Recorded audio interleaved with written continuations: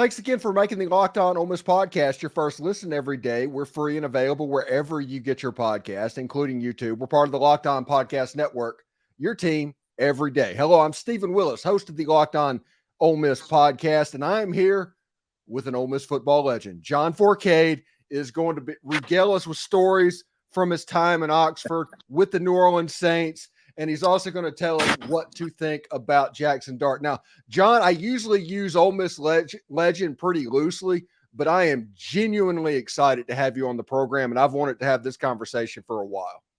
Well, Stephen, I appreciate the invite. It's been a long time that I get a chance to talk actually about, Dart and some Ole Miss days. People try to shy away with some of the stuff that I went through because it's been wasn't great memories to the point of winning and losing, but we had some good memories. We had some games against the Mississippi Mistake Bulldogs, and but overall it was a good career. I enjoyed it, and I appreciate you having me on. Okay, and before we get started, the number one thing that I want to talk to before we get on to Jaxson Dart is there's a legend about John Fourcade when you were coming out of high school, a legend about an all-star game to where you came out in an Ole Miss football helmet. Is that true, and how did that happen?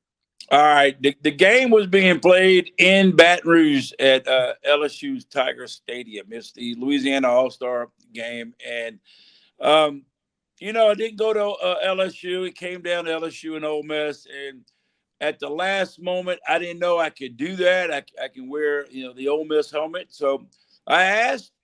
The athletic department from Ole Miss said, sure. And I went into Tiger Stadium sporting the Ole Miss Rebel helmet in the All-Star game.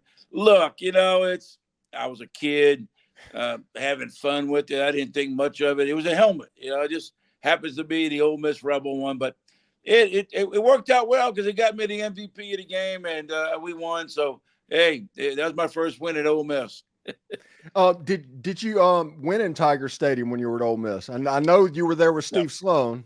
Right, we did not win. We had the strangest ordeal that my freshman year we go into Tiger Stadium, and pregame warm-ups when you walk onto the field like prior to the game, about an hour and a half before, they still had fans for whatever reason. They let the fans in the stands. It was more like, I wouldn't say fans, student bodies. Those were the ones that were living. Remember back at old Tiger Stadium, students were living in the stadium.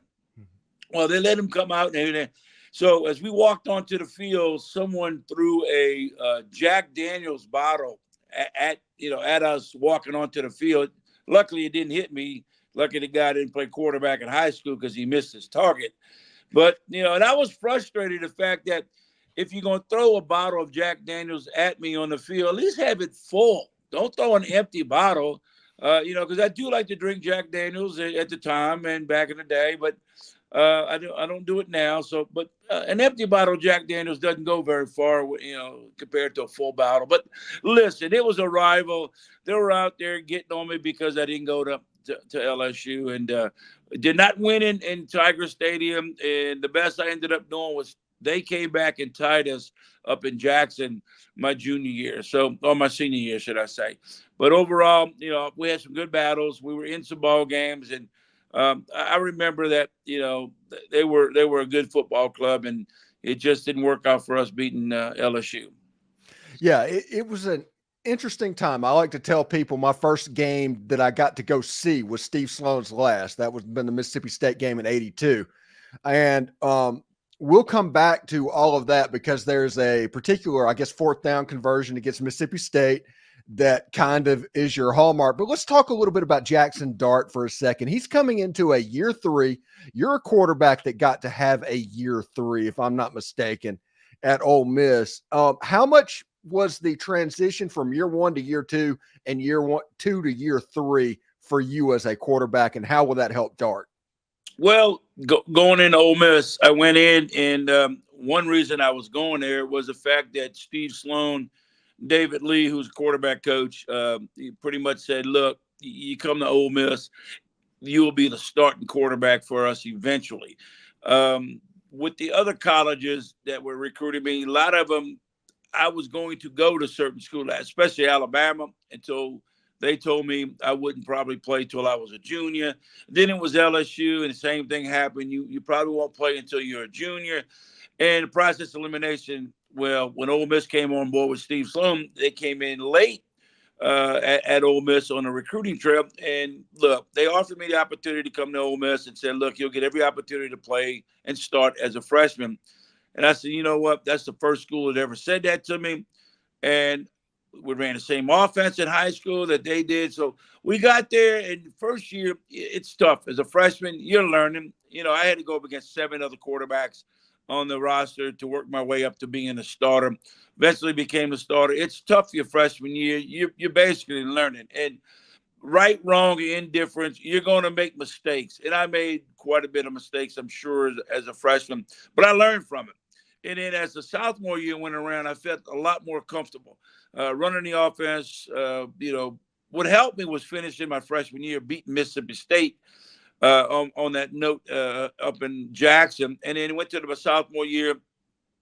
We had good team. We could score points offensively, but we were so bad at defense. And I don't mean the disrespect to the players and stuff, but God almighty, we were pretty much up there with the offense, scored points because of the style of play we had offensively. And look, didn't go well out my junior year, but I was getting better. I won, my sophomore year. I won SEC Sophomore of the Year, the award that comes with being the best sophomore player in college football in the SEC. Well, great. I was trying to build on that. And then as the third year came around, going into your junior year, we really had a good offense, but the defense, we could score 35 a game and give up 40 with the best of them. But look, it takes a lot. We went through a lot of transitions on defensive side of football with coaches. I was there 4 years and never missed a beat with the offensive coaches, the same coaches on the offense. We had, I think, 14 different coaches on the defensive side of football from my freshman year till I graduated. That's not very good. You know, didn't win. It's all about winning in college. And Stephen, you know as well as I do, you like to win. Everybody likes to win. We were in a lot of football games. Getting into that sophomore year, that was great. Won the award. I figured going to my junior year, things were gonna be better. We struggled in my junior year for whatever reason, and it's kind of the same a little bit in the senior season. We were 3-0 at one point, beating some teams, and then we hit the gauntlet. We hit, the Alabamas, the Georgias, the Texas A&M. I mean, the Arkansas. That's 4 games in a row of some ranked teams. So my seasons didn't go well, but I played well. But it's not an individual game, and great that I did all that I could do, but we just didn't have enough help from other players and other coaches and stuff. So it was what it was. If you look at what Jaxson Dart has done as a sophomore and as a junior, and he's coming in for year 3, what would be the normal expectations for him this season? Well, my take was I when he first got there, I was like, God, what a great pickup. Lane Kiffin went and got a quarterback that he kind of knew of a little bit from the kid from California. He's played, he was proven. He comes to Ole Miss, learning grade. Let me just say this: you're not going to step into the SEC thinking you're the bad butt of all, like the baddest guy in the world to come into the SEC and play. I don't care where you think you come from. This is the SEC. Week in and week out, you're playing against the baddest, best players. We are a step away from professional football. This is that close to being professional football in the SEC compared to some other, conferences. By him coming here, all I could think was, okay, you got a good coach. Let's see what they do offensively. Surround him, and they did that. He came in just like what I did well, had mistakes, but he was getting better. You could see it. He was getting better and better. And then as he became the second season at Ole Miss, I saw the improvement in him. Yes, he has gotten way better because he's adapted to the style of play SEC brings, because you're going to play against defenses that you've never seen before compared to the, Pac-12, Big Ten, whatever that stuff is, compared to playing in the SEC. Now, listen, I was very impressed with what I saw of him. I thought he was getting better and better and better. What I was shocked was when he going into this past year, they brought in a kid from Oklahoma State.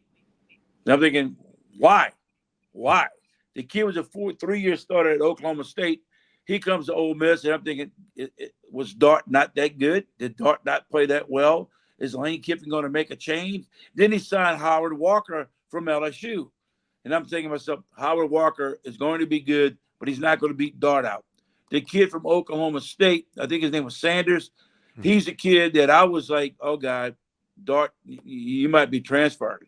And it didn't turn out that way. Dart had a great offseason, and I think that's the best thing to ever happen to him was bringing in that quarterback who had skins on the wall playing at Oklahoma State as a starter. Remember, he's a 3-year starter. I don't understand why he went to Ole Miss, but, water under the bridge. Dart showed me he took the competition and ran with it, and look what he did this past year. Yeah, and it should be interesting. You see him on like these way too early Heisman watch lists. You have a situation where the same Ole Miss program that you went to and you went through that with Steve Sloan in the 80s and all that, people are talking like Ole Miss are a top 6, top 7 type team in the country. I talked to Mike Detillier on the podcast this week, and he was saying everybody he's talked to is putting Ole Miss in that lane. And just to put it in perspective, what you were talking about, Dart, we were talking about a play at the end of the third quarter where he ran for like 30 yards and hurdled over a guy, and that stadium just went absolutely nuts. Yeah, Detillier is like, LSU's not winning this game. Yes, I'll say this. Listen, Dart can't worry about Heisman hype because it is totally out of his hands. The odds are stacked against him just because, that's just the way the SEC people look at it. SEC, they think they win it all, championships and Heisman. Don't worry about that. If it comes, it comes. He would have to have a great season, which, look, I think he can do it as far as having a great season, as far as winning a Heisman, great. That's just a lanyard. And we all know what lanyard means, a little extra. If he can get that at the end of the year, they say Heisman, but Ole Miss has to win. Now you can lose 3 football games and still win a Heisman. That is great. But I think their number one goal is to get in one of the 12 spots. And I'll say this, not just because I went there, it's because that I've seen what they're doing. I have seen what they did the last 3 or 4 years. I like what Lane Kiffin has done. I like the development of his team. Look what he went and got this year. I got Ole Miss in the doggone playoffs series for the top 12 teams in the country. They got to take care of business. The schedule's not that bad for them. They do play the Georgia Bulldogs, but that's week in and week out. You can sneak up on someone every now and then. But look, it ain't about winning the first round. You don't have to be the number 1 seed in it. You just got to be the top 12. So if you got 2 losses, you might have a good shot at it. You got 2 losses, you're going to have a great chance. You might see a 3-loss team that's ranked in the top 12. So the Rebels can just take care of the business. Don't worry about Heisman. Don't worry about everything that's out of your control. You go play each week, and you'll find out at the end of the year where you stand. All right, so now let's talk about your time at Ole Miss. What are a couple of memories at Ole Miss that just at this point just kind of stands out to you? Was it the naked bootleg against Mississippi State? What are some of those moments? Well, I'm glad you didn't ask about my personal life moments at Ole Miss. We'll keep that private, but that's Listen, they had a beautiful women at Ole Miss, and that's one of my draws to go there. I went there and say, man, look at these young ladies and beautiful campus. When I went up to Oxford, I was impressed by the smallness of it, but it was a major college. I went there and had 9,000 students. Mm-hmm. But, okay, let's talk about my Ole Miss days. There were some good moments. There was a great time for me to be starting as a freshman, playing, beating some teams, playing against some of these quality teams with some great football players. You made the comment about the Mississippi State last play of the game. You know how it all started, which I'm still in shock what Emory Ballard did. In the NFL, they tend to kick field goals on third down because if it's a botch snap, you got another chance at. This happened to us. Mississippi State drove down the field. We're tied. They drove down the field, 34 seconds left. They kicked the field goal, and we're all on the sideline going, wait a second, it's only third down. He decided to kick that field goal on third down. He kicked the field goal on third down. They go up by 3. They left me, I believe, 34 seconds left. They kick off. We had a decent kickoff return. Had a couple of pass plays to get us down there. And about 14 seconds, 13 seconds, whatever it was, I threw a pass in the end zone to Michael Harmon. It, in my eyes, I can't say it was pass interference, but I cannot say it was. Only the official can tell it. If you look at the replay, probably wasn't pass interference, but I don't know what was going on at that segment. But I would say this: we took it as a pass interference. They put the ball at the 1 yard line. Now, Stephen, you don't know this. The ball was at the 1 yard line. We called a timeout, and we go to the sideline. And I told the coach right there, you don't have to tell me a play. I already know what the play is going to be. I'm running this play. This is what it's going to be. Last play of my career. We've done great on this play. It's called 38 goal line option. And then as we go back onto the field, the ball is now placed at the half-yard line. Well, prior to the play being started, Mississippi State got frustrated because of the penalty. When they kicked the football, it ended up getting another penalty. So they moved it to the half-yard line. So we call the play in the huddle. We go to the line of scrimmage. I look over there. We don't have a tight end on the left side.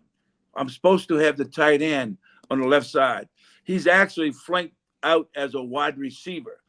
And I'm sitting there going to myself, oh, God, okay. Well, the play was run 38. Well, it was run to the right. The tight end was on the left. As I spun around, faked the ball to Hammerhead, who dove over the line, I walked around, and there was no pitching to Buford McGee. I'm going to keep it and score, or I'm not going to score, one or the way or the other. It was only 2 seconds left of the game. Well, when that happened, the left side defensive end, who didn't have the tight end over him, came running down the line of scrimmage, and if he just grabs me, the game's over. He ended up tackling a fullback who went up and over. As I faked it to him, he dove over the pile, the left end, came down the line, and dove for him to tackle him. Well, that freed me up. I walked around the end. Yes, I put the ball over my head as we scored the winning touchdown. What else I was going to do was celebrating. But I have to let people know who are all watching this, even if they're Mississippi State fans. When that play was over, I was running down the middle of the field.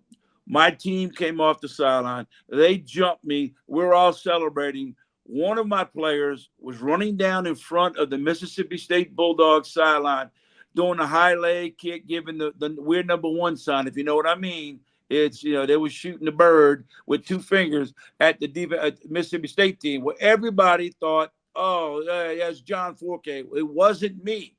But I had to put up with that for years. People thinking, calling me names, this, that, and the other. Thought I was doing the bird finger shot at Mississippi State bench. It was a offensive line. It was Dalton. It was Tony Dalton. He loves me to say it. That was him doing it. I'm getting bombarded in the middle of the field. But, still today, when I'm on a golf course in Mississippi, people that are Mississippi State people that are friends with, they keep bringing it up. So one day I sat there and I told them, the eye in the sky will never lie. Video proved me that I was not the guy. Still or not, what they told me? I don't care. That's still you. I said, he's 74. I'm number 1. What's the difference? They didn't care. They hated me then. They love me now. We're good friends. But that was my career. That's how it ended. That's how I ended my college career. Yeah, and like I said, I would have loved to have seen it. You were the quarterback before. Like Ken Austin in 1982 was my first memory that I can remember of Ole Miss football. I've seen highlights of all of that stuff, and of course, I've heard all the stories. My dad was a huge Archie Manning guy, as everybody in the state of Mississippi is. Right. And you breaking the total offense record, that got my attention because I was a typical 10-year-old stats nerd to see, okay, that's that name. And I felt like I didn't get to experience that, but I got it a little bit. I don't know exactly the year. The NFL went on strike. You got signed with the New Orleans Saints, and all of a sudden you were my Ole Miss player playing for the New Orleans Saints because I'm a huge Saints fan.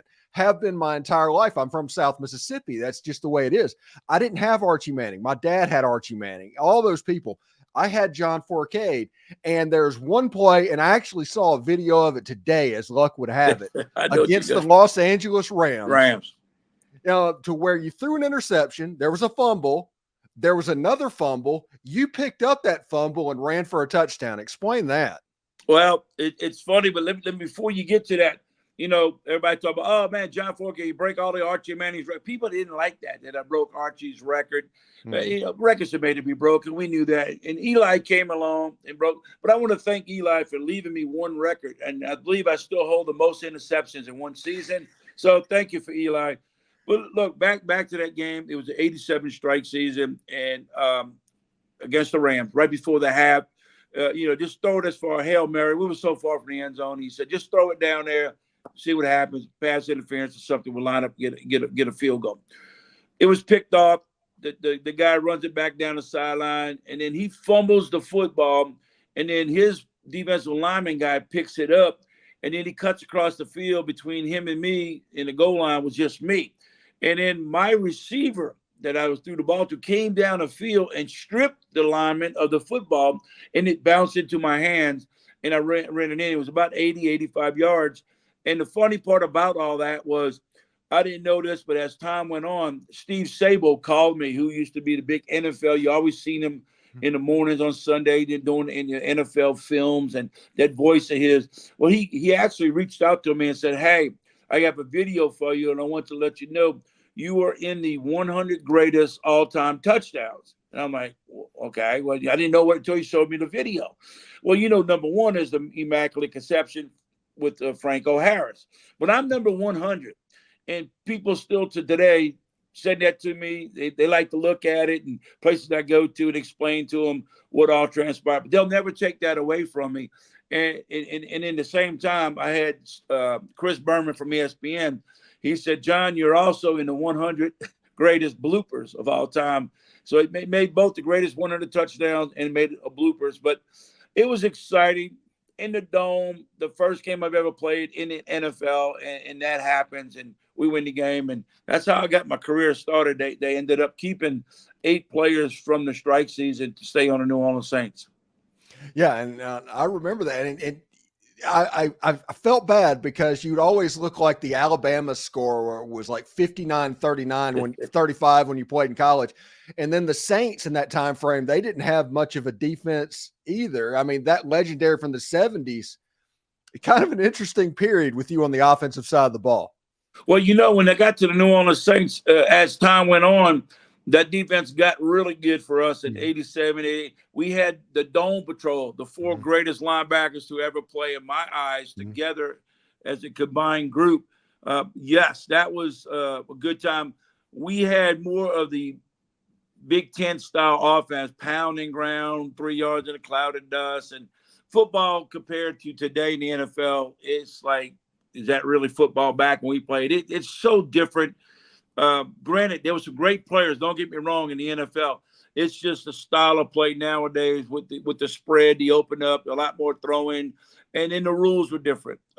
We can get the hell beat out of us as a quarterback, and there was no penalties. And so you had to live and die with that. But the style of play in the NFL now compared to style of play in the NFL back when I played, it's 2 different eras. It's same as like in college. College, we had the spread. We had the veer, the triple option. We had the wishbone. Now you look at the college football, and it's run 80 plays as fast as you can and try to spread everybody out and do certain things of that. But yeah, Stephen, it's just 2 different styles of times in college when I played, and the same thing in the pros.